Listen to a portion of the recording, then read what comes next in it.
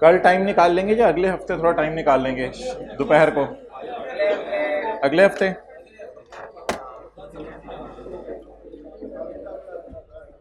अच्छा जी, कल वाले सवाल की तरफ वापस आएं। टैक्स वाले मुझे बताएं कि कौन सा मेथड फॉलो कर रहे थे। टैक्स वाले फॉलो कर रहे थे page number 377, reducing balance method.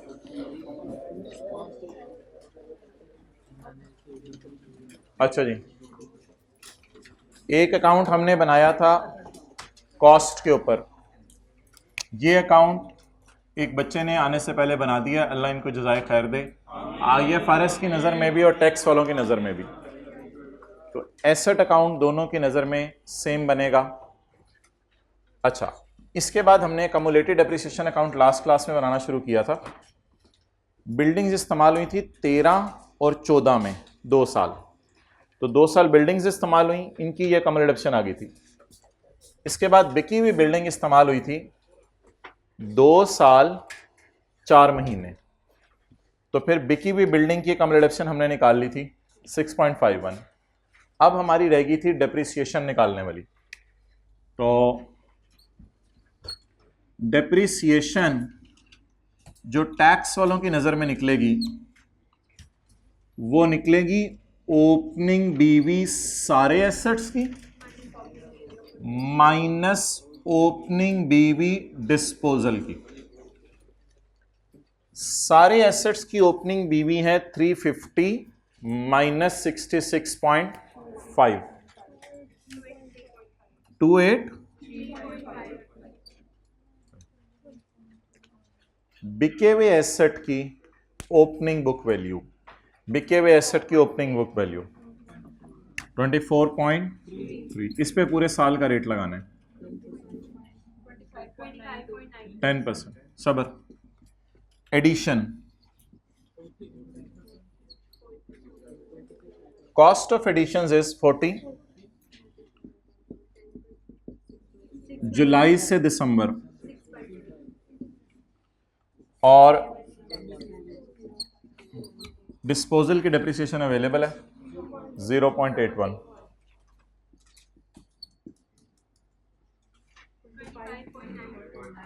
0.9,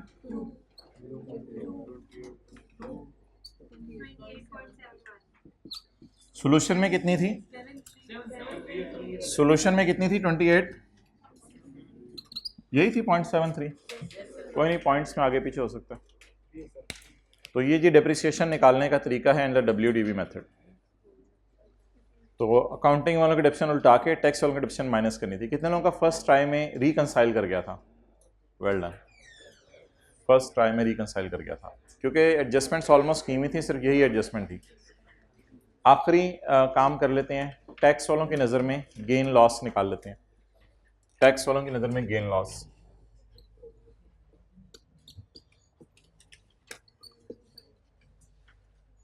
बिके हुए एसेट की कॉस्ट 30, बिके हुए एसेट की कम रिडक्शन यहां से डालें 6.51,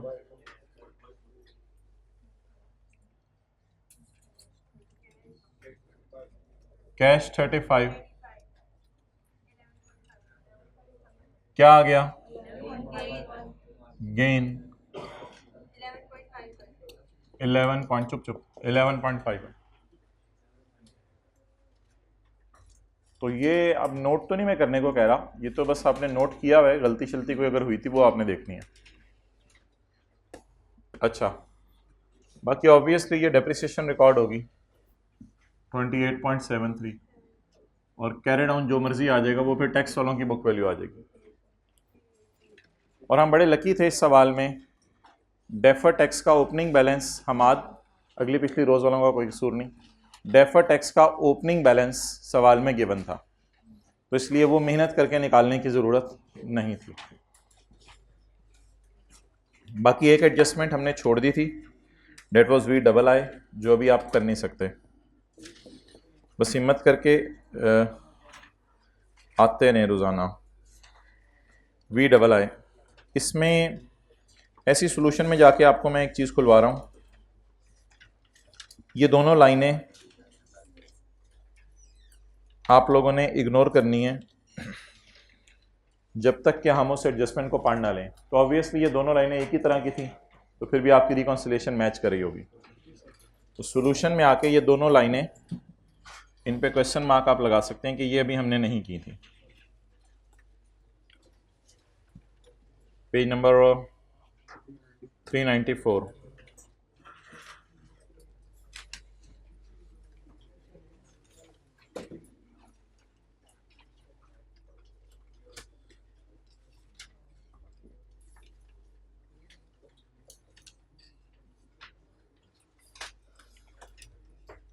चलें जी, अब सारे हजरात तशरीफ़ ले आए हैं। आज बस हमने एक्रूअल्स और प्री पेमेंट्स की बातें करनी है, पेएबल रिसीवेबल की और प्रीपेड अनअर्न्ड की। और थोड़ा सा बस दिमाग के आपने 14 तबक रोशन रखने हैं।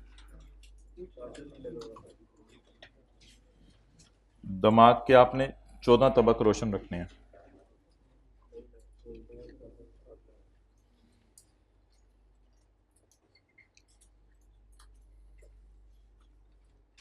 ऊपर से चलें, वो जो सवाल हम कर रहे हैं ये मिटा दो। Page number 310, question number 9।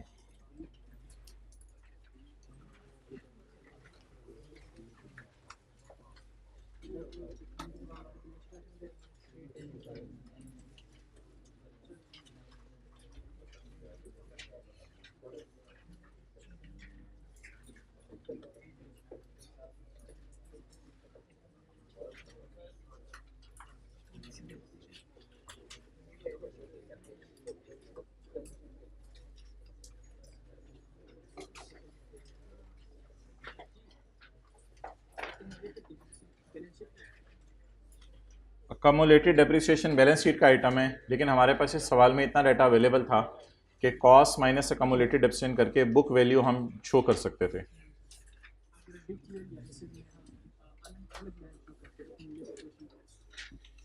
Defer tax liability slash as on में कम्युलेटेड डेप्रिसिएशन कभी शो नहीं करनी। एक सवाल हमने गलती से कर लिया था जिसमें कॉस्ट का डाटा अवेलेबल नहीं था।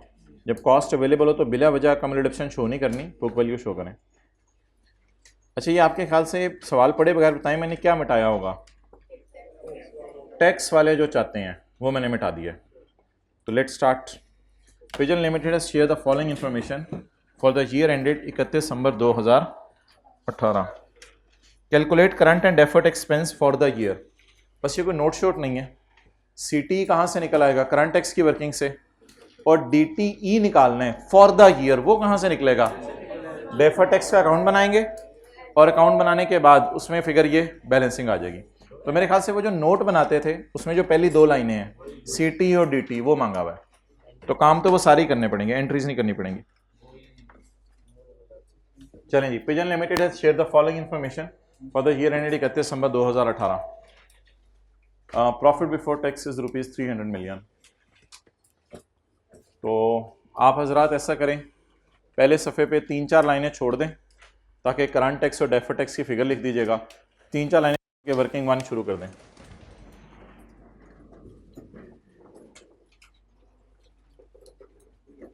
वर्किंग वन मैं आज इधर से शुरू कर देता हूं। करंट टैक्स जी, profit before tax 300।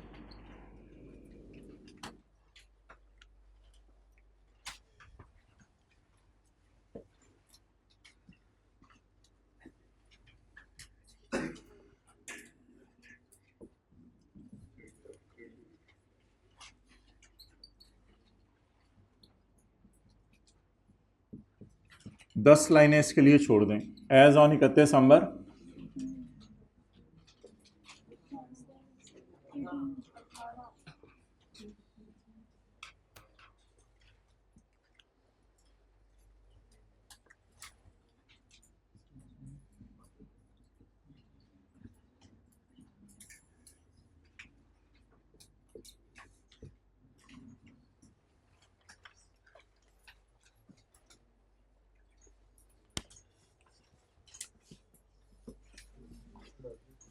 Current liabilities include expenses payable. Accrued expenses का मतलब मैंने कल बताया था payable. Current liabilities include expenses payable for electricity with a carrying amount of 12 million. तो 2018 का कितना बिजली का बिल अभी पेएबल है?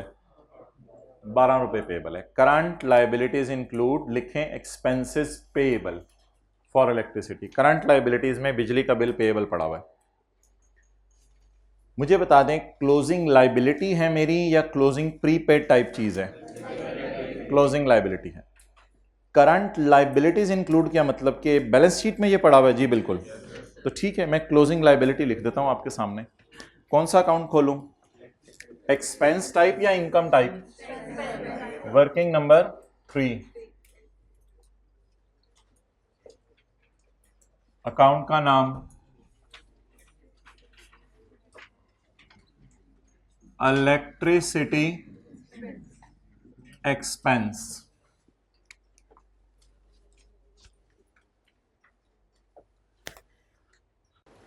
देखिएगा जरा expense account. Opening payable, closing payable, opening prepaid, closing prepaid. ये एक्सपेंस अकाउंट का फॉर्मेट होता है। चेहरा ऊपर करके तसल्ली से एक दफा देखें। Opening payable, closing payable, opening prepaid, closing prepaid. Cash और P&L लिखना कुछ नहीं अभी। कैश और P&L, ये फॉर्मेट है। अब इस सवाल में जितना डाटा है उसमें बैलेंस शीट वाली चीजें दी हुई हैं, यानी क्लोजिंग बैलेंसेस दिए हुए हैं। कैसे पता चल रहा है? Current liabilities, interest receivable, pre payments, current liabilities, debtors, dividend receivable, current liabilities. इस सवाल में जितनी एडजस्टमेंट है उसमें क्लोजिंग फिगर्स दे रहे हैं या पूरा डाटा दे रहे हैं अकाउंट का कि हम पूरा अकाउंट बना सके? क्लोजिंग फिगर्स दे रहे हैं बस। तो करंट लाइबिलिटी में बिजली का बिल पेएबल है। जरा सोचें किस साइड पर लिखूं, ओपनिंग लाइबिलिटी या क्लोजिंग? Closing liability. चलें जी, क्लोजिंग पेएबल बोलें 12। अब आप मुझे एक चीज बताएं कि ये एज ऑन, अब मुझे आप चीज बताएं ये पेएबल अगले साल क्या होगा? पे। तो इस साल क्या इसे खर्चे में डाल दूं? खर्चे में। और वैसे भी देखें बैलेंसिंग भी 12 वही आना है। ओपनिंग पेएबल तो नहीं है, ओपनिंग पेएबल सवाल में अवेलेबल नहीं है। ठहर तो मैं one by one. Following information share for the year ended 31 December 18। Current liabilities include in year ended 31 December 18। It's not opening payable, it is not opening payable, it is what is this? Closing payable. और आमतौर पर बिजली के बिलों में होता क्या है? आखिरी नवंबर दिसंबर 1-2 महीने का बिल पेएबल होता है। तो बड़ी सादा सी मैंने आपसे बात की है। दो तरीके हैं फिगर को, इस अकाउंट को क्लोज करने के। दोनों तरीकों से क्लोज एक ही तरह होगा। एक तरीका सोचने का जो मैंने आपको कहा, बस आज दिमाग देने, बेशक मोबाइल की ऑडियो रिकॉर्ड लें, आज दिमाग चाहिए, आज दिमाग चाहिए। अच्छा, ये क्लोजिंग पेएबल पे कब होगा? तो इस साल किस में ले जाएं? फिर खर्चे में। इस साल किस में ले जाएं? खर्चे में। और मेरे ख्याल से पेएबल होते ही ये हैं कि इस साल खर्चे में चले जाते हैं। बिजली इस्तेमाल कर ली, बिल नहीं दिया, खर्चा डेबिट, पेएबल क्रेडिट, इस साल पेएबल पे हो जाते हैं। तो मैं आपसे दो तरीके से सवाल पूछ रहा हूं, ये पेएबल पे कब होगा? बहुत हाई लेवल पे एक्रूवल्स की टेस्टिंग कर रहा है। हाई लेवल से मुराद मुश्किल लेवल नहीं, काफी ज्यादा एडजस्टमेंट्स डाल रहा है वो आजकल, तो इसलिए तसल्ली से इनको समझें। ये पेएबल पे कब होगा? अगले साल। तो इस साल फिर किस में डाल दें? एक्सपेंस में। अच्छा चलें, ये और तरीका है, सादा तरीका बताएं। बैलेंसिंग फिगर, अकाउंट को खत्म करें, बैलेंसिंग फिगर। बोले ये बोंगी है कि ओपनिंग पेएबल होगा। इतनी लुट मची है बापडा वाले हमारे यार हैं कि ओपनिंग पेएबल अभी तक पे नहीं किया होगा। तो खर्चा बताएं कितना आया? 12। चलें जी, आप मुझे बता दें अकाउंटिंग वालों की नजर में इसकी कैरिंग अमाउंट क्या है? अकाउंटिंग वालों की नजर में इसकी कैरिंग अमाउंट क्या है? इसका क्या नाम रखे? Electricity payable. कितना? 12। अब पट्टी हटा के हमने देखना है, सबर नोट कर लेना, पट्टी हटा के हमने देखना है कि टैक्स वाले कौन सी दुनिया में जा रहे हैं।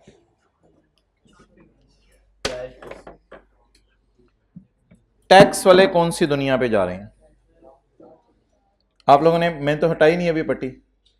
इधर टेंटे हो रहे हैं ना, क्या हो भाई, आप भी इधर टेंटे। द खर्चा, the will be minus when paid. खर्चा कब माइनस करने देंगे? जब क्या होगा? पे होगा। हमने कहा हमारे साल तो पेमेंट ही नहीं हुई। Gratuity expense type account, gratuity expense type account. और अल्लाह का शुक्र है डेटा सवाल में कम है, वरना काश सारा डेटा होता तो मैं कैश को जीरो करके भी दिखाता आपको। कैश जीरो है ना, हमारे साल तो पेमेंट हुई नहीं। तो उन्होंने क्या कहा है? खर्चे को कब माइनस करने देंगे? जब कभी पे होगा। आंखें इधर लेके जाएं, पेमेंट बताएं हमारे साल में। लेकिन ये क्लोजिंग पेबल अगले साल ओपनिंग पेबल बनेगा और फिर पे हो जाएगा, वो अलग बात है। हमारे साल में पेमेंट बताएं। आप ग्रेचुटी एक्सपेंस की तरह कर दें। खर्चा उल्टा के, ग्रेचुटी अकाउंट इसी तरह होता था, खर्चा उल्टाकर पेमेंट, जीरो है, जीरो है, खर्चा उल्टाकर पेमेंट लेस कर दें। तो उल्टाएं जी, एड बैक। खर्चा कैसे उल्टा सकते हैं? ऐड करके। और पेमेंट है ही नहीं, पेमेंट है ही नहीं तो लेस क्या करें? तो खर्चा उल्टा देते हैं, पेमेंट लेस कर देते हैं।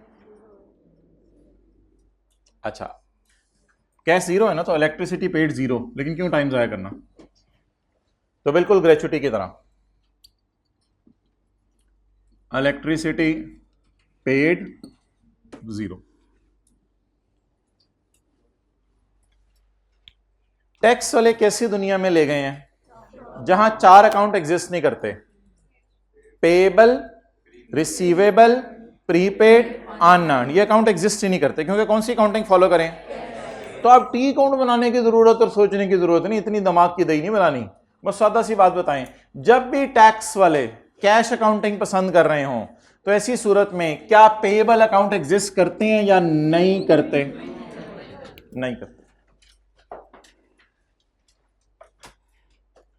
अब आखिरी चीज, एक तो रूल नंबर 3 लग सकता है, carrying amount of liability is greater than tax base of liability, लेकिन रूल शूल हमने नहीं लगाने आज। बताएं जी, ये पेएबल अगले साल का ओपनिंग पेएबल आएगा और पे होगा। मेरे ख्याल से ना ये आखिरी महीने का कोई दिसंबर का बिल है, जैसे ही जनवरी में आना है हमने इसको पे कर देना है। तो ये पेएबल ओपनिंग पेएबल बन के अगले साल, जब ये पे होगा तो अगले साल टैक्स वाले क्या कहेंगे? इट इज डिडक्टेड, इसको डिडक्ट कर लो। लेकिन कर लो कब कहेंगे? जब पे होगा। तो क्या मैं 31 दिसंबर 18 को खड़े होके कह सकता हूं जब ये पे, डेफर टैक्स की वर्किंग में ना फ्यूचर को सोचना होता है, या डेफर डेफर फ्यूचर, जब मैं ये पेएबल पे करूंगा तो टैक्स वाले मुझे ये पेएबल क्या करने देंगे? माइनस करने देंगे। तो क्या मैं कह सकता हूं डिडक्टेबल इन फ्यूचर? और एक और बात मैं डरते डरते करने लगा हूं, 2019 में मैं इंशाल्लाह इसको कैश के नाम से माइनस कर रहा हूँ। 2019 में मैं इसको कैश के नाम से माइनस कर रहा हूँ। 19 का सवाल ही नहीं उसने हमसे मांगा। It is deductible in future, it is deductible in future. चलें जी, आप नोट कर लें। 12 इज डिडक्टेबल टेम्परेरी डिफरेंस।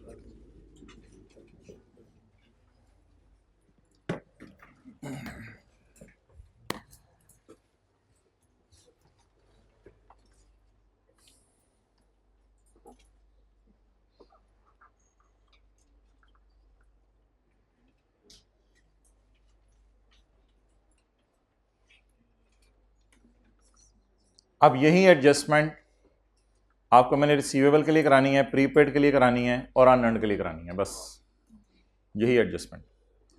अच्छा, अब मुझे चैलेंजेस बता दें। Challenge number 1, prepare T account. Challenge number 1, prepare T account. अगर वो कैश अकाउंटिंग फॉलो कर रहे हैं तो उल्टा खर्चा एंड रिकॉर्ड पेमेंट। ये बोलते नहीं जरा। Step number 1, prepare T account. Step number 2, अगर टैक्स वाले कैश अकाउंटिंग फॉलो कर रहे हैं, उल्टा खर्चा डिडक्ट पेमेंट। और इन द एंड अगर वो कैश अकाउंटिंग यूज कर रहे हैं तो कैरिंग अमाउंट हमें आएगी लेकिन टैक्स बेस 0 होगी।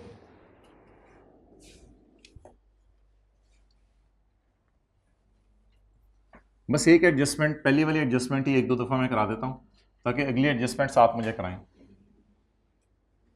चलें जी, 1 मिनट, ये एडजस्टमेंट एक दफा मुझे रिवाइज करा लेने दो, फिर उसके बाद बिजनेस की लाइबिलिटीज में क्या पड़ा हुआ है? बिजली का बिल पेएबल। समझ लिया, आप पीआरसी की क्लास में बैठे हैं, बिजनेस की लाइबिलिटीज में बिजली का बिल पेएबल पड़ा है। आपने एक अकाउंट खोला,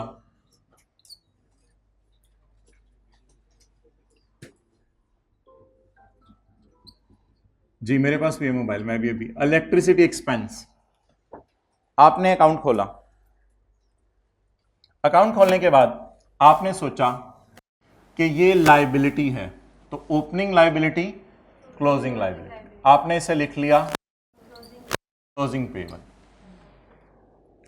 आपको पता है इस अकाउंट में यहां P&L आता है, यहां कैश आता है, electricity expense debit cash credit. एक तो इस तरह सोच के भी आप P&L बैलेंसिंग निकाल सकते हैं, एक ये तरीका सोचने का। दूसरा तरीका आसान है जो मैंने आपको बताया है, ये पेएबल नहीं वो तो बैलेंसिंग तो पहले होने था, पेएबल अगले साल, तो इस साल कहां ले जाऊं? एक्सपेंस में। जब ये पेएबल अगले साल पे होना है तो इस साल कहां बुक होना है? खर्चे के तौर पे बुक होना है। पेएबल अगले साल पे होगा, इस साल कहां चला जाएगा? खर्चे में। बैलेंसिंग भी निकाल सकते हैं। अब अगला सवाल, अब ऑलमोस्ट एक ग्रेचुइटी टाइप अकाउंट बन गया, brought down expense payments closing payable. अगर टैक्स वाले कहते हैं हम कौन सी अकाउंटिंग फॉलो करें? Cash accounting. तो ऐसी सूरत में आपने द खर्चा will be allowed when paid. तो वो कहते हैं जैसे जैसे पे करो वैसे वैसे माइनस कर लो। तो हमने कहा यार हमने तो पे नहीं किया। उन्होंने कहा यार फिर जितना खर्चा है उसे ग्रेचुइटी एक्सपेंस को उल्टा दो और ग्रेचुइटी पेमेंट को लेस कर दो। तो स्टेप 2, जब वो कैश अकाउंटिंग पसंद करें तो हमने क्या उल्टाना है? खर्चा। और क्या माइनस करना है? पेमेंट। और आखिरी बात, अकाउंटिंग वालों की बैलेंस शीट में 12, जब भी टैक्स वाले कैश अकाउंटिंग फॉलो करें तो उनकी दुनिया में पेएबल एग्जिस्ट। अगर उनकी दुनिया में पेएबल एग्जिस्ट नहीं करते, टैक्स बेस 0। अब रूल 3 मत लगाएं क्योंकि वो तो रट्टा है, अकल यहां आए, ये पेएबल कभी ना कभी, and it will be allowed a deduction when paid, तो it is deductible in future. ये फ्यूचर में डिडक्टेबल है। चलें, अब मैं आपको 2 मिनट दे रहा हूं, पेएबल की बजाय इनकम का अकाउंट बनाएं, इंटरेस्ट इनकम का, और ट्राई करें।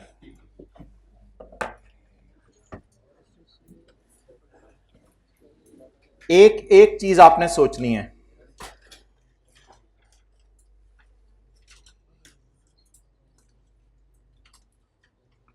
बी जल्दी जल्दी।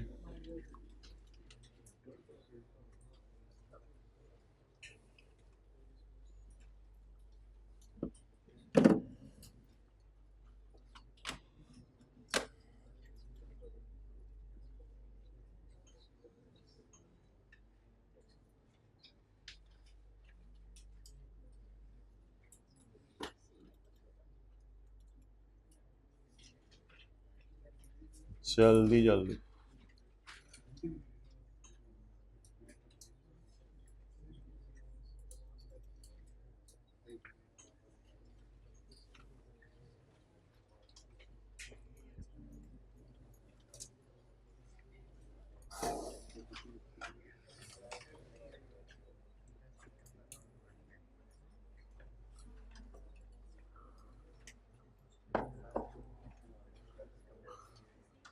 अच्छा, ये तो पता ही नहीं चल रहा कि इंटरेस्ट खर्चा है या इनकम है, सवाल में तो लिखा ही नहीं हुआ। रिसीवेबल का लफ्ज तो इनकम के साथ ही यूज होता है ना, ये भी तो बात है। रिसीवेबल का लफ्ज तो इनकम के साथ ही यूज होता है। तो इनकम टाइप अकाउंट, ना ना यार मैं किससे बातें करूं, मेरा कोई दोस्त नहीं था। अच्छा, अब मैं बताऊं इंटरेस्ट इनकम का अकाउंट बनाऊं एक्सपेंस का? इनकम का, क्योंकि इनकम के लिए कौन सा लफ्ज यूज होता है? रिसीवेबल। हमारी बातें करते हो। Working number 4,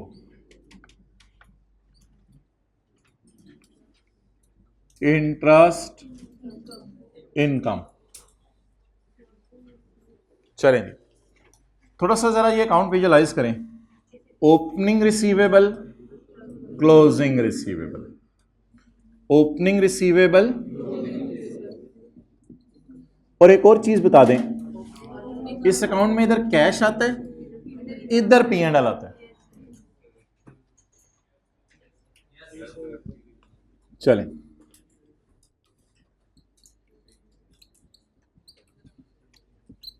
closing receivable 15। Receivable receive कब होगा? अगले साल जब पैसे आएंगे। रिसीवेबल रिसीव कब होगा? अगले साल। तो इस साल इसको कहां डाल दें? एक्सपेंस में। अच्छा, जब ये हाथ फिर गया तो सबने ताली बाना बंद। बहुत गहरी बात की है। अब्बू ने कह दिया बच्चों चुप तो चुप, फिर चीनी मिनी करते हुए भी बंद नहीं करने की बात, चुप।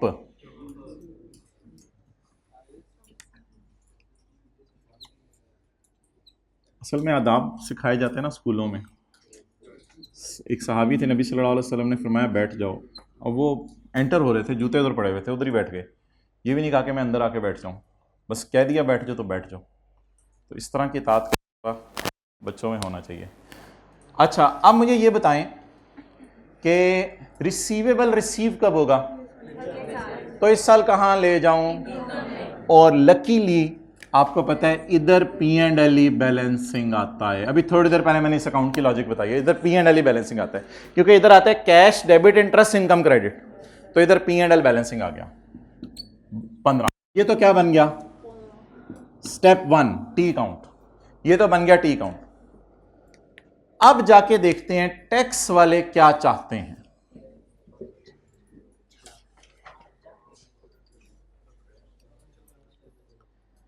द इंटरेस्ट, अच्छा इनकम्स के लिए मैंने बताया था डिडक्ट का लफ्ज यूज नहीं होगा, टैक्स्ड का लफ्ज यूज होगा। आपने पूरी क्लास में उससे बात नहीं करनी, पूरे सेशन में। अब आपके लिए ये बात तय हो गई।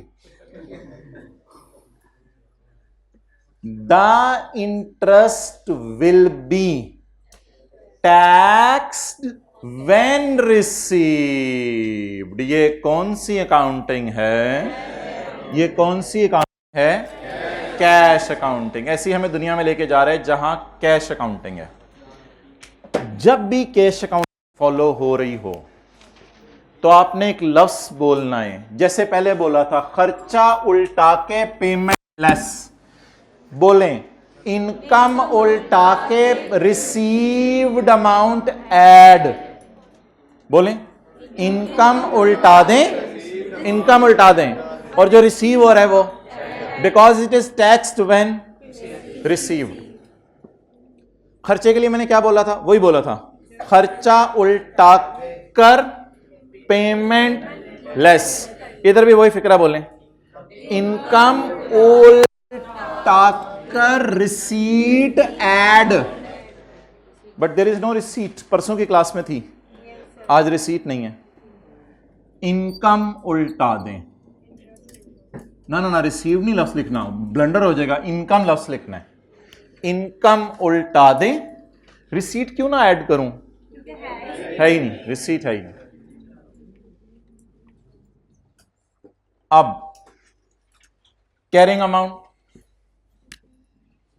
नाम अकाउंट का,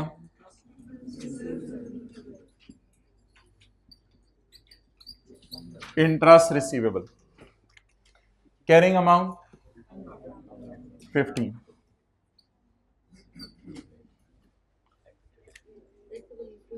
टैक्स वालों की बैलेंस शीट में टैक्स बेस हमेशा आपने क्या लेनी है? जीरो लेनी है जब भी कैश अकाउंटिंग यूज हो रही हो।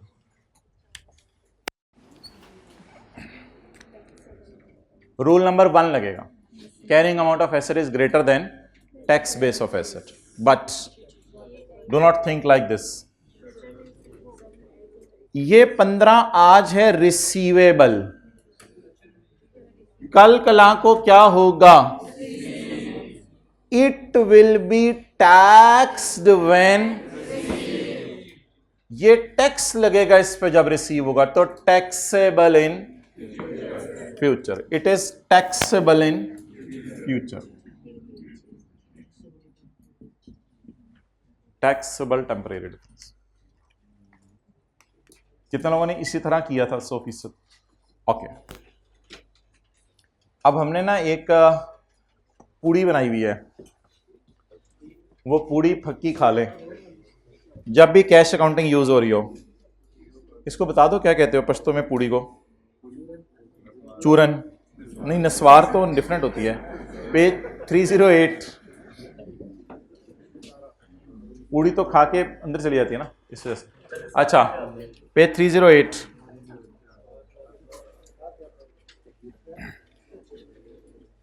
अगर कभी जिंदगी में टैक्स वाले कैश अकाउंटिंग फॉलो कर रहे हो, अगर कभी जिंदगी में टैक्स वाले कैश अकाउंटिंग फॉलो कर रहे हो, जैसे कि जो मैं अभी सवाल कर रहा हूं उसकी एडजस्टमेंट नंबर 2 से 5 तक उसमें यही होगा, अभी जो मैं सवाल करा रहा हूं।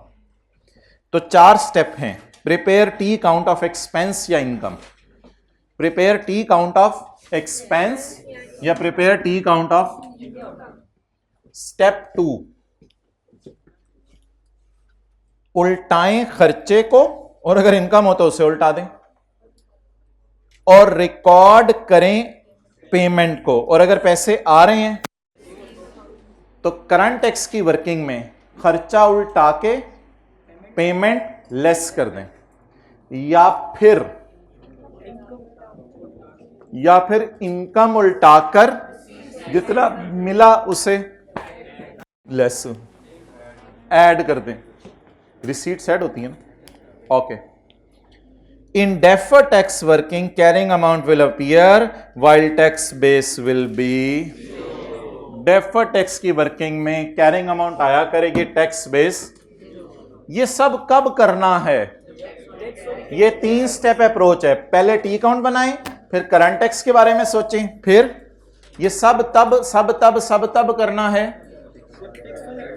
जब टैक्स वाले कैश बेसिस फॉलो करें, कैश बेसिस। बस। अच्छा जी,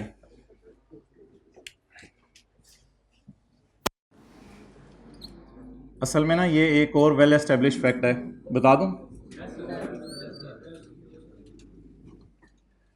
जैसा सलूक आप लोगों से करते हैं वैसे ही एक टाइम पे आपसे होता है, तो अगर आप कहने पे चुप करेंगे तो इंशाल्लाह आप लोगों के बच्चे भी आपके कहने पे चुप करेंगे। ये फ्यूचर की बात हो रही है, एक्रूअल। अच्छा चलें जी, point 4 prepaid insurances 30 million. अब जरा 14 तबक रोशन कर लें, प्री पेड आ रही है, pre paid insurances 30 million. Pre paid का लफ्ज किसके लिए यूज होता है? एक्सपेंस के लिए। एक्सपेंसेस में ओपनिंग पेएबल, क्लोजिंग पेएबल, इधर आते हैं ना, मुझे बताने दो। Opening payable, closing payable, opening prepaid, closing prepaid.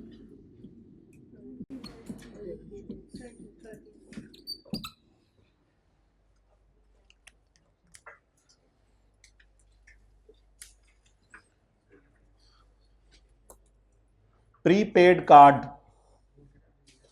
आपकी पॉकेट में पड़ा हुआ है 31 दिसंबर की रात को, और अभी तक आपने उसे खुरचा नहीं है, स्क्रैच नहीं किया, क्योंकि अभी तक आपने नाखून काटे हुए थे, तो इसलिए वो स्क्रैच नहीं कर पाया। आपने नाखून बढ़ने का वेट किया, 4 जनवरी को जाके इतने नाखून हो गए कि अब आप स्क्रैच कर सकें। घर में सिक्के ख़त्म हो गए थे। अब मुझे बताएं, इस्तेमाल प्रीपेड कार्ड कब करेंगे? अगले साल 31 दिसंबर की रात को तो अनखुरचा है, अभी तक खुरचा नहीं है, स्क्रैच नहीं किया अभी तक, लेकिन खरीदा कब है? हमारे साल। इस्तेमाल कब करेंगे? तो अगर 31 दिसंबर को मेरी जेब के अंदर प्रीपेड कार्ड पड़ा हुआ है, अगर 31 दिसंबर को मेरी जेब के अंदर क्या पड़ा हुआ है? प्रीपेड कार्ड, तो ऐसी सूरत में सोच के बताएं इसकी पेमेंट कब हुई है और इसको यूज करके कॉल्स कब करनी है? एक्सेलेंट, इसको कहते हैं prepaid. What does prepaid means? कि 31 दिसंबर को आपकी जेब में कार्ड पड़ा हुआ है, वो आपने दुकान से खरीद लिया है, और इस्तेमाल का चुप इस्तेमाल कब होना है? तो खर्चे में कब डालेंगे? और पेमेंट में हमारे साल। पेमेंट हमारे साल होगी और इस्तेमाल अगले साल होगा। क्या मैं कह सकता हूं प्रीपेड पे हो गया? अल्लाह अकबर। आपको पता है खर्चे अकाउंट में वैसे भी कैश इधर ही आता है, यही है ना, खर्चे अकाउंट में कैश, सुबह से यही तो लगे, इधर कैश आता है और इधर P&L यानी एक्सपेंस की फिगर आती है। तो पहले लॉजिक पे सोचें कि ये इस साल पे होने या खर्चे में जाना है, फिर बैलेंसिंग निकाल के देख लें, दोनों तरीके से इंशाल्लाह काम चल जाने आपका। लॉजिक पे सोचे पहले, प्रीपेड पे कब हुआ होगा? प्रीपेड पे अभी हो गया होगा, प्रीपेड इसीलिए तो कहते हैं पे हो गया, प्रीपेड तो पे हो गया, तो खर्चे में कब जाएगा? अगले साल। तो फिलहाल ऐसा करें, इसकी पेमेंट तो कराएं ना 30 की, लेकिन इसको अगर आप बैलेंसिंग निकालें तो खर्चे के लिए ये वाली साइड कैश है। चलें जी, नोट करें। स्टेप 1 प्रिपेयर टी अकाउंट कर लिया।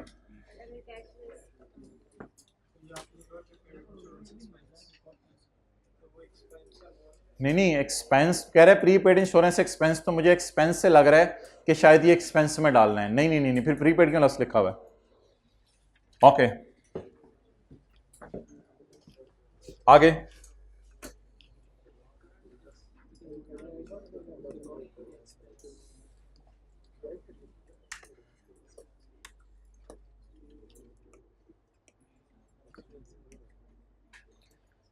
इट इज माइनसेबल, ये तब माइनस होगा जब पे होगा, ये तब माइनस होगा जब पे होगा।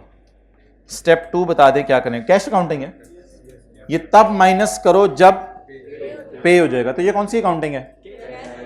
बोलने ही मुंह से, ये कौन सी अकाउंटिंग है? कैश अकाउंटिंग है। क्या करें? इन करंट टैक्स वर्किंग खर्चा उल्टाएं और पेमेंट लेस करें। जाते हैं करंट टैक्स की वर्किंग में, खर्चा है ही नहीं, उल्टाएं क्या? कुछ भी नहीं। हाँ, जहन में सोच के खर्चा उल्टाएं, payment it is allowed as deduction when paid, so it is paid, so deducted. It is allowed as deduction when and it is paid, so it is allowed as deduction. It is allowed as deduction when it is paid. खर्चा क्यों नहीं हम लोगों ने book किया था? क्योंकि अभी स्क्रैच ही नहीं किया कार्ड को। इससे कॉलिंग किस साल करेंगे? फिर अगले साल खर्चा भी बुक कर लेंगे। चलें जी, क्या लिखूं यहां? Insurance paid. इसका खर्चा क्यों नहीं उल्टाया? है ही नहीं। बस पेमेंट को क्या कर दें? रिकॉर्ड कर दें। किधर जाएं? इंश्योरेंस कितना?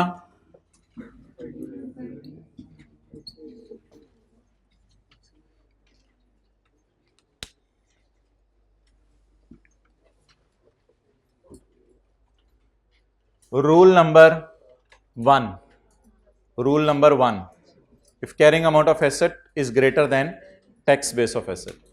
कोई खड़े होकर लॉजिक बता दे, हाइब्रिड में माइक पकड़ के जैसे भी आप पसंद करें, कोई खड़े होकर लॉजिक बता दे। अब TTD आना है, TTD आना है।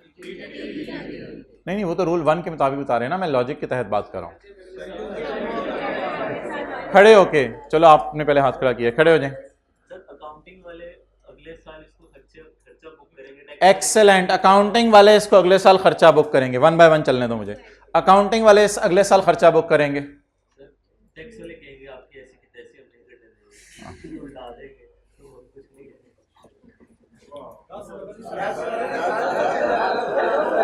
यार तुझे क्या मसला है?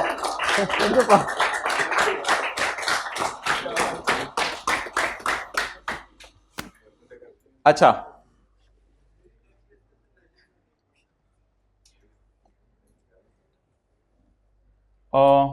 भाई कह रहे हैं टैक्स बेस का लेजर बना दें। टैक्स वालों का लेजर अगर बनाना है वो बड़ा अजीब सा बनेगा।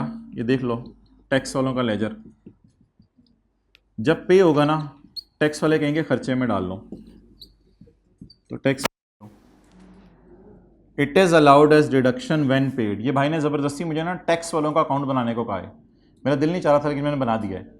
Tax authorities are saying it is allowed as खर्चा when paid, therefore tax base is 0। It is when paid then it is allowed as खर्चा, देयरफॉर नथिंग प्रीपेड। टैक्स वालों की नजर में ये प्रीपेमेंट है ही नहीं, वो बोंगी मार रहे हैं, कार्ड अभी स्क्रैच हुआ नहीं खर्चे में डाल रहे हैं, पागल बनाया हुआ है हमें। क्या टैक्स बेस 0? लेकिन ना करो ना, आपको बस मैंने एक बात बता दी, अगर टैक्स वाले कौन सी अकाउंटिंग फॉलो करें? कैश, तो हमेशा टैक्स बेस क्या लेनी है?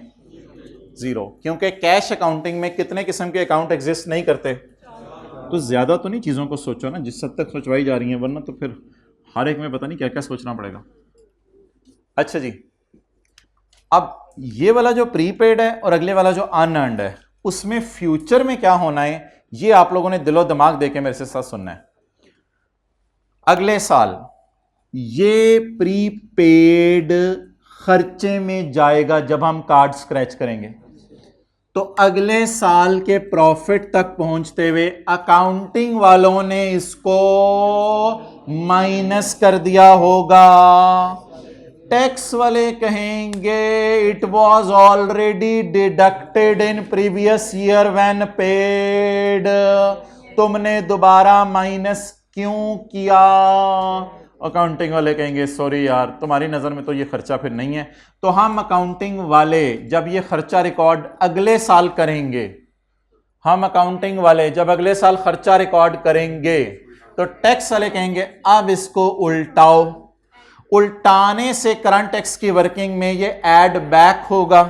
ऐड बैक होने की वजह से टैक्सेबल प्रॉफिट बढ़ेंगे और फ्यूचर में ज्यादा टैक्स देना पड़ेगा। असल में आज आपको सेविंग हो रही है, आज आपको सेविंग होगी, फ्यूचर में आपको क्या देना पड़ेगा? ज्यादा टैक्स देना पड़ेगा। लेकिन रूल 1 भी चल सकता है इससे। Taxable temporary difference. No I am giving you 4 minutes, तसल्ली से अनअर्न्ड एक और अपने अंदर सिफ्त पैदा करो कि बड़ों का मिजाज समझो। उनके मिजाज में ब्रेक नहीं है, काफी अरसे से आप मेरे साथ हो तकरीबन, तो उनके मिजाज में ब्रेक नहीं है, तो आपने ब्रेक का लफ्ज क्यों बोला है? दूसरी 2 बातें होगी आज, एक तो बात कहते ही माननी है, दूसरी बात अगले का मिजाज समझ के बात करनी है। अच्छा जी चलें, वर्किंग 6 करें जी। वर्किंग 6 रजिस्टर के शुरू में लिख लो दोनों बातें, कि मैं इनको ऑडिट करूंगा थोड़े दिनों बाद।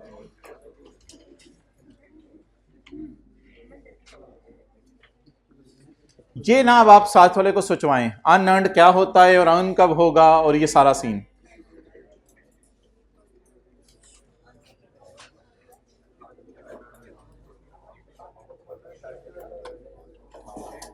जल्दी जल्दी, हाइब्रिड में टी काउंट नहीं बन रहे, सोने की तरफ जा रहे हैं लोग, जल्दी जल्दी।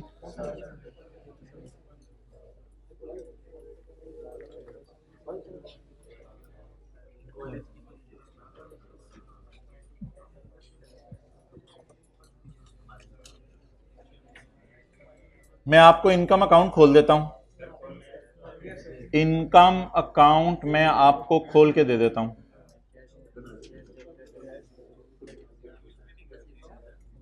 ये इनकम अकाउंट मैंने आपके सामने ओपन किया।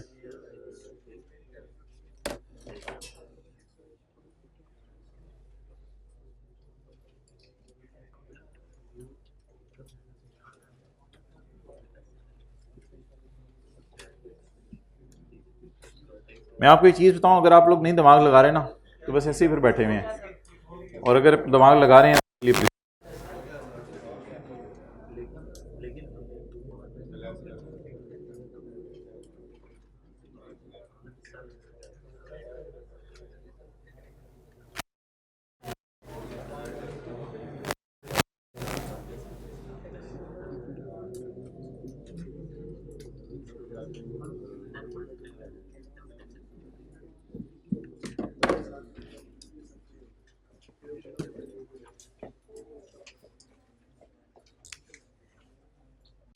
Working number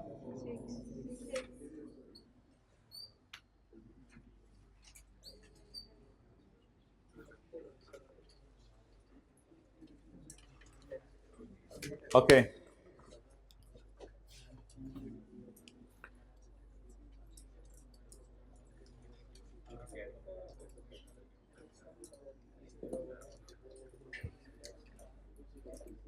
current liabilities include revenue received in advance.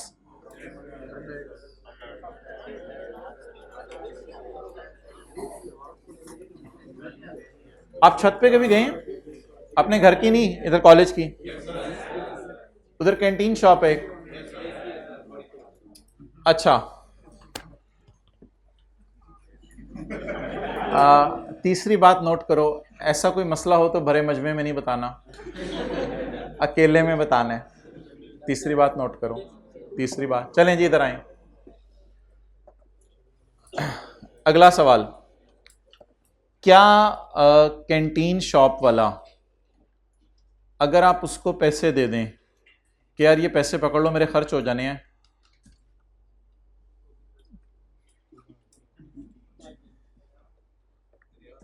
नहीं दरियाब नहीं, वो दूसरे भाई आए हैं। अच्छा, अगर आप कैंटीन शॉप वाले को पैसे दे दें कि यार ये पैसे पकड़ लो, इंशाल्लाह ना अगले साल 2 समोसे मैं खाऊंगा, उसने पैसे ले लिए आपसे, मेरे ख्याल से वो फील करेगा liability to deliver goods in future.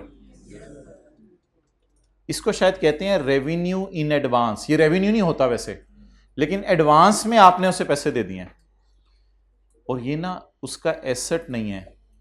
वो एंट्री करेगा cash debit unearned revenue credit, या cash debit liability to deliver 2 आलू वाले समोसे क्रेडिट, ये वो एंट्री करेगा।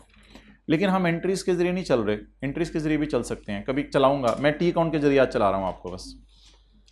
करंट लाइबिलिटीज में, दुकानदार के जूते पहने, करंट लाइबिलिटीज में एक रेवेन्यू से मिला हुआ है, वो एडवांस में मिल गया हुआ है, यानी उसका रेवेन्यू नहीं बन सकता अभी। ये किस में मिल गया हुआ है? एडवांस में। तो लाइबिलिटी में क्यों उसने शो किया हुआ है? और रेवेन्यू अगर रिसीवेबल हो तो वो तो करंट एसेट है। इज दिस रेवेन्यू रिसीवेबल और is this revenue received in advance? तो when revenue is receivable it is called receivable, but जब रेवेन्यू एडवांस में आ जाए तो इतना सा अंडरलाइन करके लिखें अनअर्न्ड। मिल गया, लेकिन P&L में क्यों नहीं डाल रहा वो 2 समोसों का रेवेन्यू? क्योंकि अभी तक वो पोटैटो ही नहीं बने जिनसे वो समोसे बनने हैं। अच्छा, नेक्स्ट,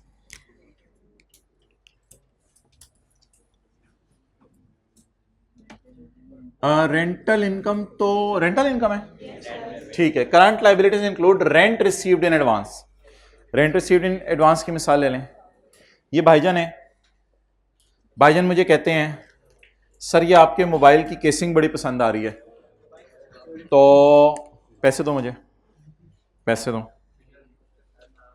तो ये इसका किराया पकड़ लें, अगले साल जो है वो मुझे आप ये किराए पे दे दीजिएगा, बैठ जाओ। आप मुझे बताएं क्या मैं इसको P&L में डाल लूं या जेब में डाल लूं?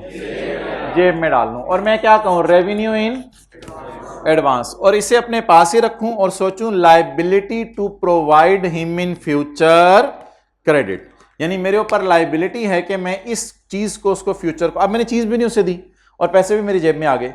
It is called as unearned revenue या रेवेन्यू रिसीव्ड इन एडवांस। तो ये मेरी रेंटल इनकम इसने दी है, किराया मुझे मिल गया है इस केसिंग का इन एडवांस। अब इनकम अकाउंट बनाएं, ये चौथा और आखिरी अकाउंट है हमारा, क्योंकि एक्रूअल अकाउंटिंग में ये 4 एग्जिस्ट करती हैं। रेंटल इनकम,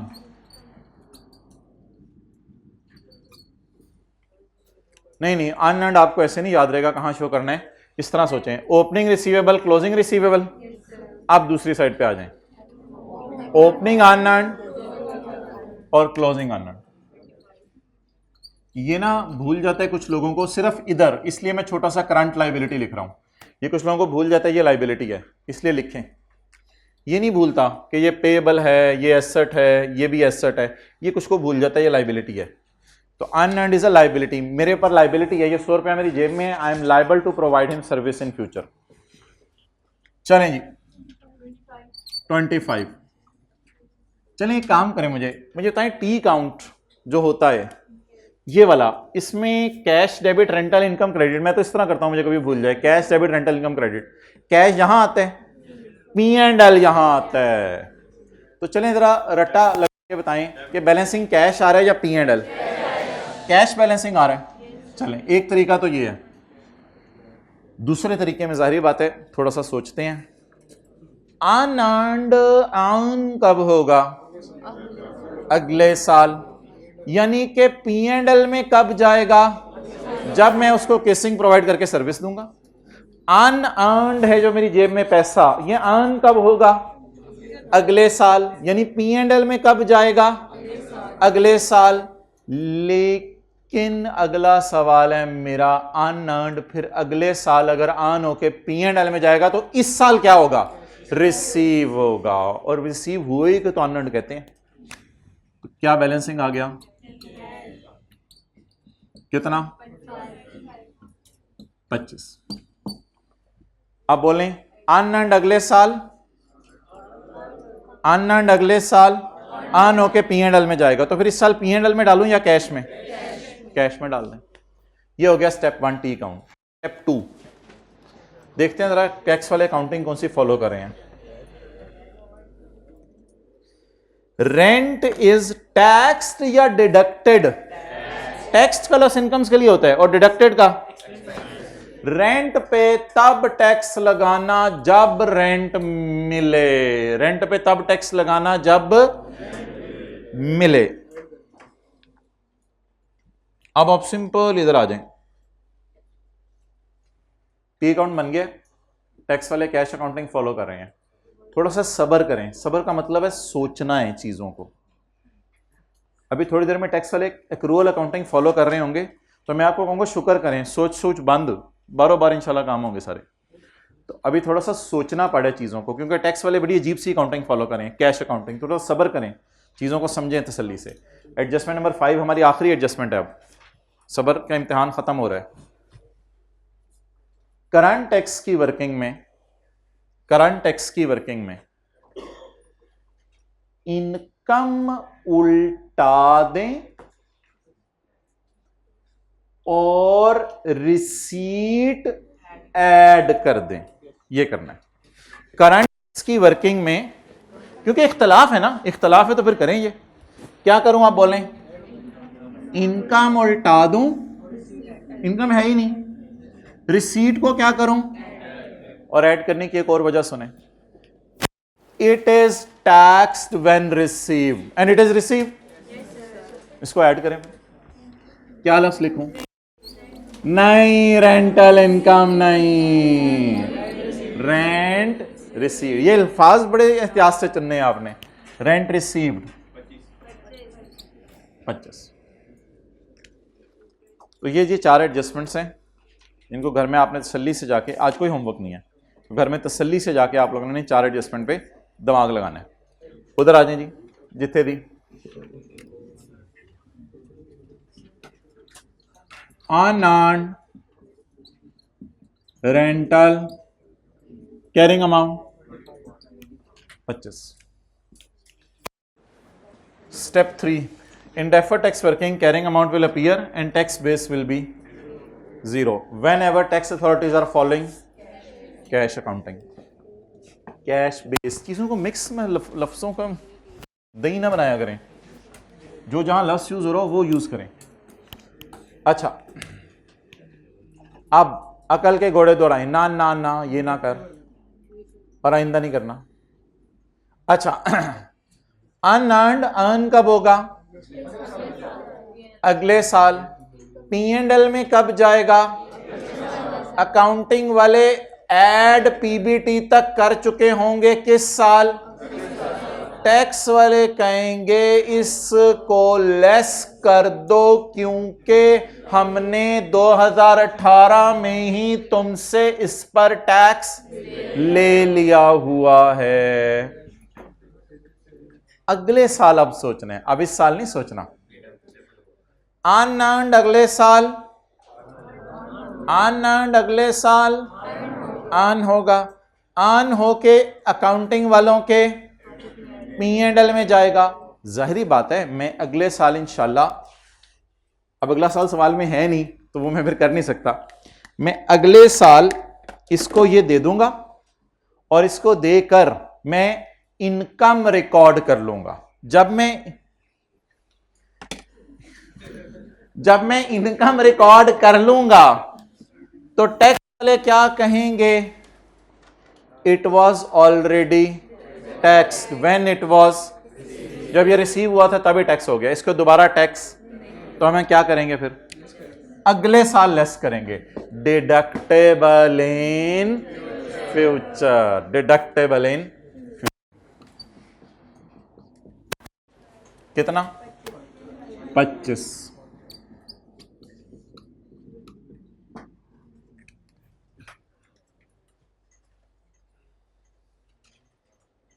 ये था जी सब कुछ।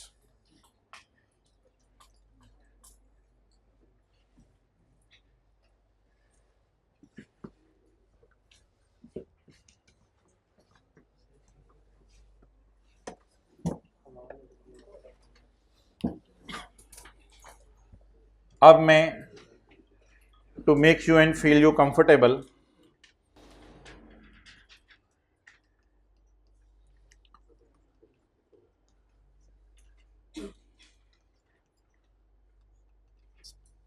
एक बैलेंस शीट में ना प्रीपेड रेंट आ रहा था, एक बैलेंस शीट में प्रीपेड रेंट आ रहा था 31/12/18 को।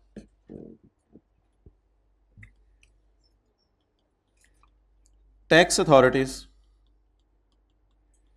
Allow when paid. Step 1, prepare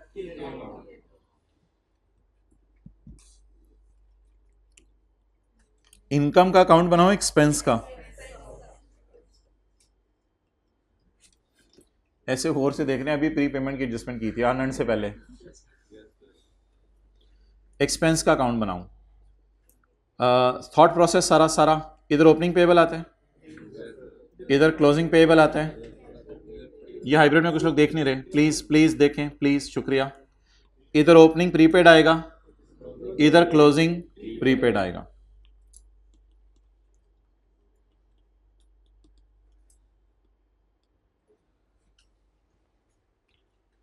अगला प्रीपेड, पे कब हुआ होगा? हमारे साल। और प्रीपेड कार्ड हम स्क्रैच कब करेंगे? तो खर्चे में कब जाएगा?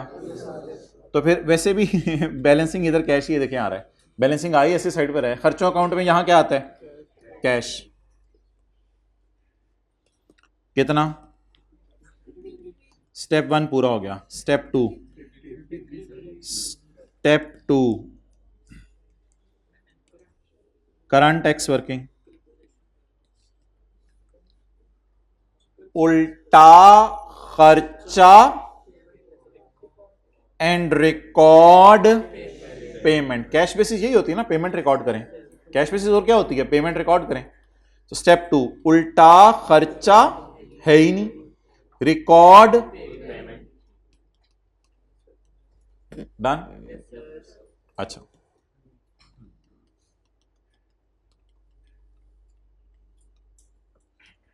Defer tax, pre payment 53, tax base 0। ये प्रीपेड अगले साल किस में जाएगा, इस साल तो पेमेंट में चला गया, अगले साल किस में जाएगा, जब मैं कार्ड स्क्रैच करके कॉलिंग करूंगा अगले साल किस में जाएगा, खर्चे में। टैक्स वाले अगले साल कहेंगे यार खर्चा ना रिकॉर्ड करो, पहले ही देखो हमने तुम्हें माइनस करने दिया है, तो खर्चा ना ही रिकॉर्ड करो। तो खर्चे को हम उल्टाएंगे, खर्चे को हम अगले साल उल्टाएंगे। खर्चा उल्टाने की वजह से अगले साल के प्रॉफिट बढ़ जाएंगे, तो इसका नाम टैक्सेबल टेम्परेरी, वैसे रूल 1 भी लग सकता था, taxable temporary difference. So that is all. इंशाल्लाह कल इसके सवाल करने और रिवीजन होनी है इसकी। तो ये 4 सिनेरियोस थे। अब अगला करना शुरू करते हैं, वो तो बड़ा आसान है, ऐसे फारक सा है। हाँ ठीक है, रोक दें फिर शुरू करें।